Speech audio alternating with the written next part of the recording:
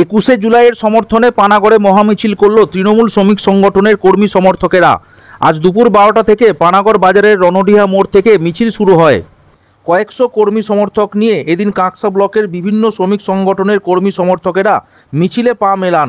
এদিন মিছিলে উপস্থিত ছিলেন তৃণমূল শ্রমিক সংগঠনের জেলা সভাপতি অভিজিৎ ঘটক, পশ্চিম বর্ধমান জেলার তৃণমূলের কিষাণ ক্ষেত মজদুর সংগঠনের জেলা সভাপতি জয়ব্রত বৈদ্য, তৃণমূল নেতা দীপঙ্কর লাহা, কাঁকসা ব্লক তৃণমূল শ্রমিক সংগঠনের ব্লক সভাপতি চন্দন রায় সহ তৃণমূলের বিভিন্ন শাখা সংগঠনের কর্মী সমর্থকেরা। এদিন মিছিল শেষে তৃণমূলের শ্রমিক সংগঠনের জেলা সভাপতি অভিজিৎ ঘটক কি বললেন শুনুন।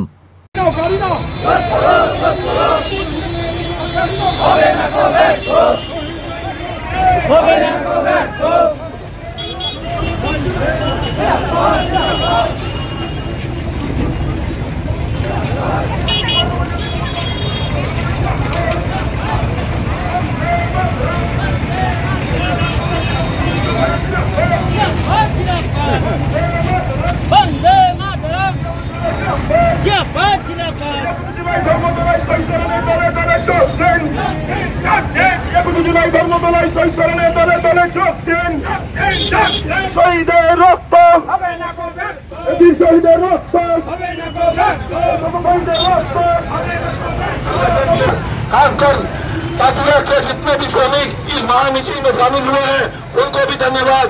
ममता बनर्जी के नेतृत्व में आज पानागढ़ बाजार में महामिছিল हो रही है। इस महामिছিল में जितने भी लोग शामिल हैं, जितने भी लोग इस महामिছিল को देख रहे हैं, सभी से अनुरोध है कि आप ममता बनर्जी के हाथ को सेट करें।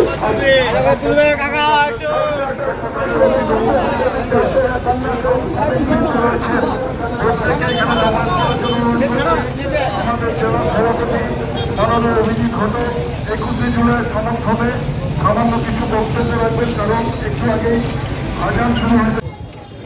21শে জুলাই আমাদের তৃণমূল কংগ্রেসের একটা আবেগের দিন। আমরা মমতা বন্দ্যোপাধ্যায়ের ডাকে প্রত্যেক বছর 21শে জুলাই ধর্মতলায় আমরা জমায়েত হয় শহীদদের তর্পণ করতে, শহীদদের সম্মান জানাতে, তাদের শ্রদ্ধা জানাতে, যারা দলের জন্য প্রাণ দিয়েছিলেন, যারা সিপিএমের এবং বামফ্রন্টের অত্যাচারের বিরুদ্ধে লড়াই করতে গিয়ে তাদের প্রাণ হারিয়েছিল, যেসব শহীদরা আজকে তাদের জীবন দিয়ে সিপিএমের অত্যাচারকে রুখে দিয়েছিলেন, তাদের সম্মান জানাতে প্রত্যেক বছর 21শে জুলাই আমরা কলকাতায় ধর্মতলাতে সভামঞ্চে উপস্থিত থাকি। তাই সেই বিষয়ে আমরা এলাকার মানুষকে আহ্বান জানাই যাতে তারাও সেখানে উপস্থিত থাকেন।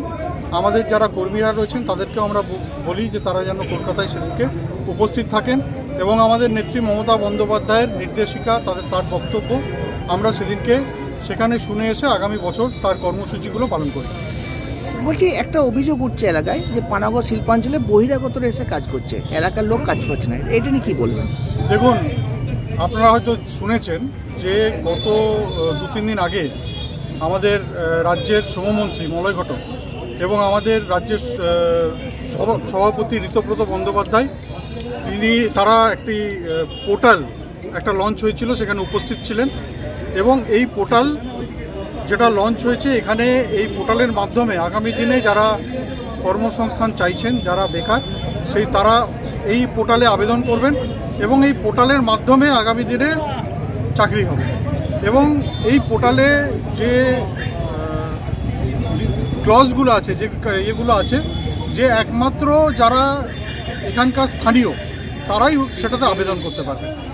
তাহলে এই পোর্টালের মাধ্যমে আগামী দিনে যে কর্মসংস্থান হবে সেখানে শুধুমাত্র স্থানীয়রাই অংশগ্রহণ করতে পারবেন, বাইরের কেউ অংশগ্রহণ করতে পারবেন না। তাহলে আগামী দিনে এই পোর্টালটা হওয়াতে স্থানীয়রাই চাকরি পাবে, বাইরের কেউ চাকরি পাবে না।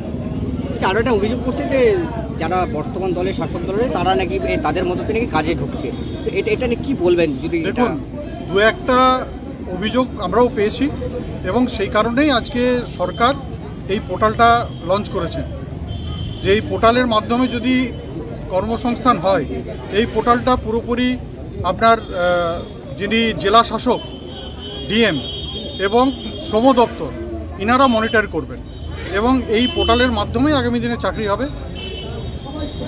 এবং যেটা আমি একটু আগে বললাম যে শুধুমাত্র স্থানীয়রাই এতে আবেদন করতে পারবেন, তাই স্থানীয়রা ছাড়া এতে এই পোর্টালে কেউ আবেদন করতে পারবেন না। বলছি দুটো অ্যালকোহল ফ্যাক্টরি এসেছিল, যার কারণে দূষণের কারণে প্রচণ্ড সাধারণ মানুষের কষ্ট হচ্ছিল, এর আগে কমপ্লেন হয়েছে, তো এখনও তার কোনো ব্যবহার ঠিকঠাক এখনো পর্যন্ত তার দেখুন, এই বিষয়ে আমরাও অভিযোগ করেছি এবং এখানে যারা পলিউশনের দায়িত্বে আছেন, যারা দেখার দায়িত্বে আছেন, তাদেরকেও আমরা জানিয়েছি।